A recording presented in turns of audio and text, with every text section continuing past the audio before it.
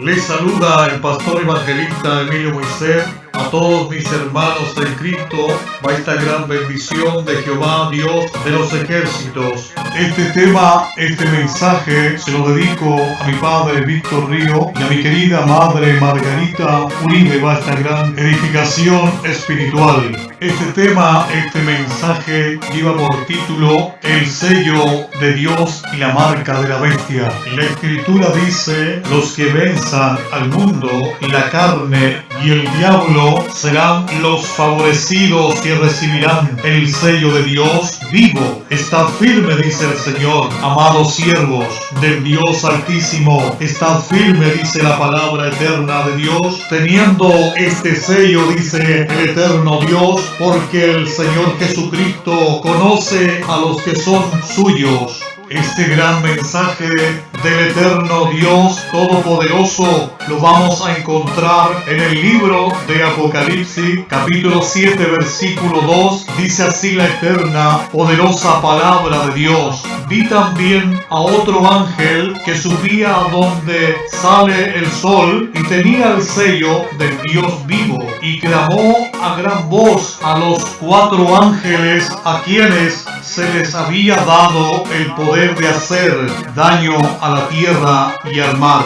En el libro de Apocalipsis, capítulo 13, versículo 15 al versículo 18, la palabra del Señor dice: y se le permitió a la imagen de la bestia, para que la imagen hablase, hiciese matar a todo el que no la adorase, hacia que a todos, pequeños y grandes, y ricos y pobres, libres y esclavos, se les pusiese una marca en la mano derecha o en la frente. Este número se ha aplicado a tantas personas como para hacer que todos ellos coincidencias en las que no se puede confiar.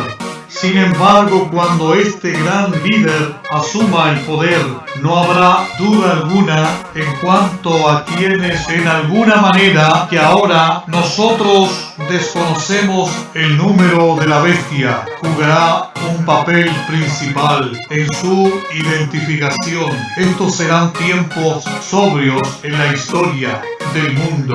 Yo supongo que el anticristo tendría éxito absoluto en traer al mundo entero a sus pies, si no fuese por la presencia del remanente piadoso, los cuales rehusarán doblegarse, y por el corto tiempo que tiene disponible el anticristo, este personaje en otros pasajes de la Biblia, de las Escrituras, bajo a otros nombres, el término anticristo significa a la vez que se opone a Jesucristo. También usurpa su lugar. Es importante distinguir entre un anticristo con el verdadero anticristo. Con respecto a lo primero, han surgido muchos anticristos. Con respecto a lo primero, han surgido muchos anticristos. En cambio, el anticristo viene. El anticristo final niega al Padre y al Hijo. Pablo menciona el hombre de pecado que usurpa el lugar de Dios en el templo, en el futuro. Este viene por obra de Satanás. Confederado con él obrará señales y maravillas mentirosas, con todo engaño de iniquidad para los que se pierden. Los que han rehusado la verdad serán entregados a la mentira de este inicuo. Los judíos apóstatas lo recibirán como Mesías. La poderosa eterna palabra de Dios dice: hará que todos adoren la imagen de la bestia que aparece en el libro de Apocalipsis. Su final será el lago de fuego a la venida del Señor Jesucristo. En el Antiguo Testamento tenemos más detalles de este enemigo y suplantador de Cristo, es llamado Rey.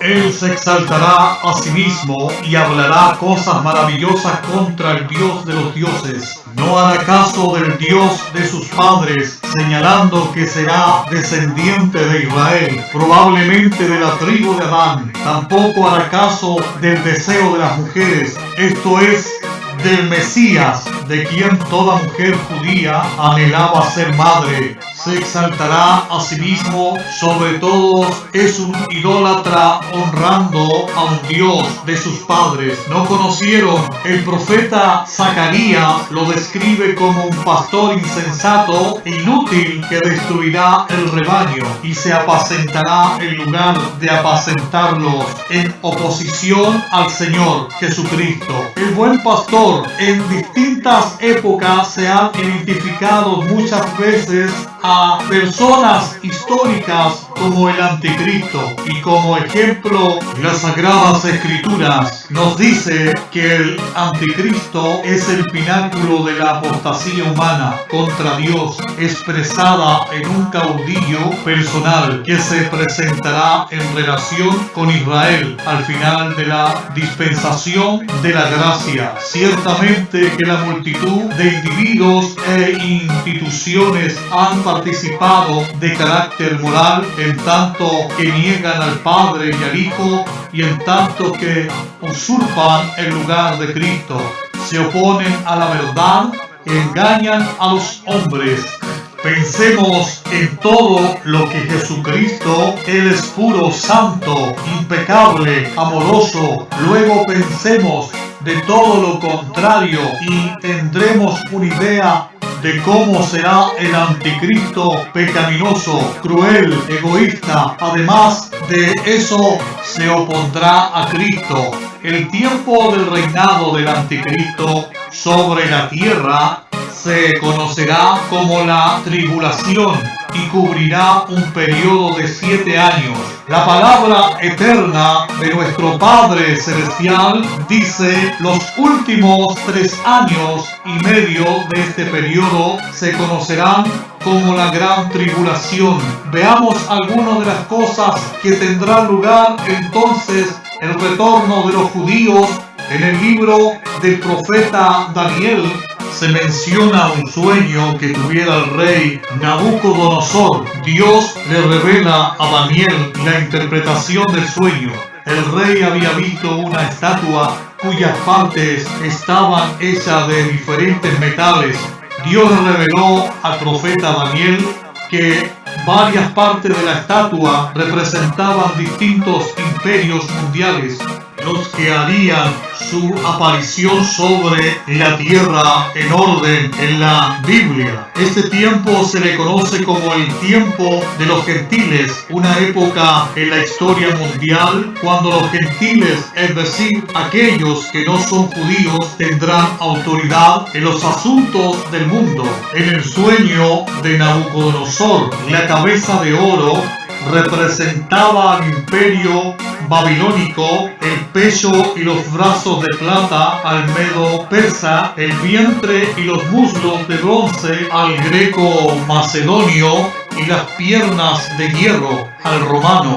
Todavía falta cumplirse una parte del sueño, la que estaba representada en el sueño por los pies de hierro y barro, y que se refiere a un imperio que surgirá en el futuro. Asimismo, mientras que Daniel se hallaba en Babilonia, Dios le manifestó respeto de lo que tendría lugar durante el tiempo de los gentiles, o sea, la época cuando estos dominarían a los judíos.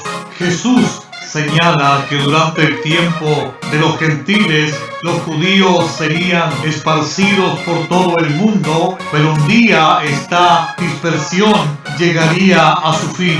El eterno de los judíos a su patria será un gran evento en la historia bíblica, el que preparará el camino para otros sucesos que tendrán lugar en el mundo. Ya en nuestros días estamos viendo cómo los judíos empiezan a regresar a su patria y cómo su nación ya está en marcha, reconocida por los gobiernos de otros países, aumentando tanto en población como poderío. La venida del anticristo, cuando la iglesia de Jesucristo sea arrebatada en la tierra, el pecado y la impiedad reinarán libremente en el mundo, y el poder que impedía su libre manifestación habrá sido quitada. No habrá nada para contener el avance de la impiedad. Será entonces cuando el anticristo hará su aparición. Al anticristo la Biblia lo llama como el hombre de pecado y el inicuo, así como Jesucristo es el representante de Dios. El anticristo lo será Satanás, quien le otorgará gran poder. Podrá realizar señales y milagros y se opondrá vivamente a todo lo que es bueno. Además se arrojará en lugar de Dios y exigirá la adoración y muchos serán engañados. El establecimiento del pacto, la 70ª semana que se indica en el libro de Daniel, se iniciará cuando el anticristo establezca su pacto o tratado con los judíos. Este tratado, que presumiblemente tendrá una duración de 7 años, creará en los judíos un falso sentido de seguridad. La Biblia señala que durante ese tiempo, una vez más, los judíos tendrán su templo y se ofrecerán sacrificios de animales. Como resultado de este tratado, los judíos se sentirán seguros tanto en su vida nacional como religiosa. Pero la mitad de este tiempo, es decir, pasados 3 años y medio, en un abrir y cerrar de ojo, se producirá un gran cambio. La venida de la gran tribulación en la mitad de la 70ª semana, el anticristo anulará su pacto o tratado con los judíos. Esto señalará el comienzo de la gran tribulación, tanto para los judíos como para el mundo. El espíritu del anticristo ya está en el mundo, pero hay un anticristo final que está aún por venir. En los últimos días surgirá del mundo antiguo, se convertirá en el gobernante del imperio romano, que habrá resurgido para alcanzar dominio mundial. Asumirá un poder político, comercial, religioso, se pondrá a Dios y a Cristo y perseguirá a todos los creyentes, procurando destruir por completo al cristianismo. Sabiendo que el hombre necesita tener alguna clase de religión, establecerá una basada en la divinidad del hombre y en la supremacía del Estado. Como personificación del Estado demandará adoración y designará un sacerdocio para poner en vigor esta adoración y fomentarla. El anticristo desarrollará hasta el máximo la doctrina de la supremacía del Estado, doctrina que enseña que el gobierno es el poder supremo al cual debe subordinarse todo, incluso la conciencia del hombre, y puesto que no hay ley o poder superior al Estado, debe abolirse tanto a Dios como sus leyes y debe adorarse al Estado. El primer intento de rendir culto al Estado se encuentra en el libro de Daniel, donde Nabucodonosor se sentía orgulloso del fuerte imperio que había fundado. ¿No es esta la gran Babilonia que yo edifiqué para casa real? Tan deslumbrado estaba de su poder humano y de gobierno que el Estado se convirtió en Dios a sus ojos, y que mejor forma de impresionar a los hombres con su gloria que ordenándoles que su símbolo fuera venerado. Por lo tanto, erigió una gran imagen de oro y ordenó que todo bajo pena de muerte se inclinaran ante la estatua. La imagen no era una deidad local, sino que representaba al Estado mismo. El negarse a adorar la imagen era considerado ateísmo o traición. Al instituir este nuevo culto, Nabucodonosor dijo, en otras palabras, al pueblo: ¿quién vela para que seáis alimentados y tengáis trabajo? El Estado, quien edifica vuestras escuelas, sostiene vuestros templos. El Estado, ¿Quién os defiende de los ataques del enemigo? El Estado. ¿Quién os da hermosas ciudades, buenos caminos, magníficos jardines? El Estado. ¿No es acaso el Estado una fuerza poderosa que dijo un Dios en realidad que otro Dios más grande necesitáis que vuestro exaltado gobierno? Inclinaos ante el símbolo de la gran Babilonia. Y si Dios no hubiera humillado debido a su orgullo blasfemo de Nabucodonosor, quizás hubiera reclamado adoración para sí mismo, jefe de Estado, así como los 3 jóvenes hebreos que fueron perseguidos por negarse a inclinarse ante la imagen de Nabucodonosor. También a los creyentes del primer siglo sufrieron por negarse a rendir honores divinos a la imagen de César. Había tolerancia de todas las religiones en el Imperio Romano, pero con la condición de que la imagen de César fuera venerada como símbolo del Estado.